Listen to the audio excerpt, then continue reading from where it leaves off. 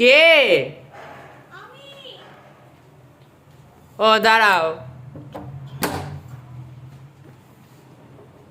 ভালো আছিস বাবু?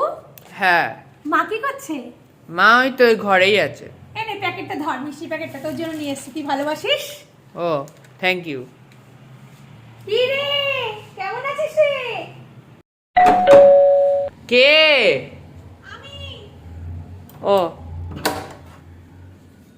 হ্যালো বন্ধুরা, আমি চলে এসেছি আমার বন্ধুর বাড়িতে। বাবু কেমন আছিস? ভালো আছি। আচ্ছা, এটা আমার বান্ধবীর ছেলে। মা কি করছে বাবু? মা ওই তো রান্নাঘরে।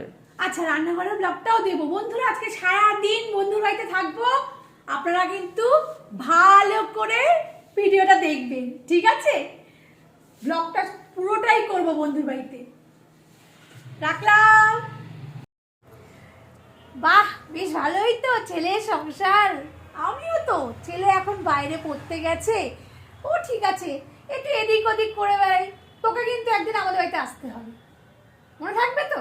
একদম পরের সপ্তাহে তুই আস। কি রে, তুই আসার পর থেকে সেই ব্লগ করলি আর এখন মোবাইল নিয়ে বসে আছিস? ওই তুই আসতে বললি তাই আসলাম। আর তুই যে হারে মোবাইল ঘাঁটিস, তোর দাদা তো আমাকে ঘাঁটতেই দেয় না। তো কাজ সব হয়ে গেছে? আবিদ্যা কি অফিসে? হ্যাঁ, আবিদ্যা তো চলে গেছে অফিস, তারপরে তো তোর বাড়িতে এলাম। কাজকর্ম করে সব সেরেই এলাম।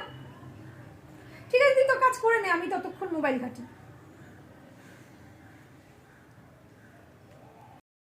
কয়েক বছর আগেও আমরা কিন্তু এত ওতপ্রোতভাবে জড়িত ছিলাম না মোবাইলের প্রতি। আমরা কিন্তু বন্ধু বান্ধব, আত্মীয় স্বজন সব একসঙ্গে জড়ো হয়ে গল্পগুজব করতাম। কিছু বছর পর মোবাইল আমাদের হাতে আসলো, তারপরে সোশ্যাল নেটওয়ার্ক আসলো, একদমই তালগোল পাকিয়ে গেল। গল্পগুজব করার থেকে কেউ গেম খেলতে ব্যস্ত, কেউ একটুখানি স্ক্রল করতে ব্যস্ত, কেউ ইউটিউবে রান্না দেখতে ব্যস্ত।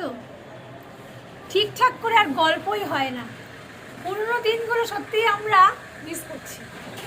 ভিডিওটা কেমন লাগলো বন্ধুরা অবশ্যই জানাবেন। আসছি আবার নতুন ভিডিও নিয়ে। সুমনাকে ফলো করতে ভুলবেন না।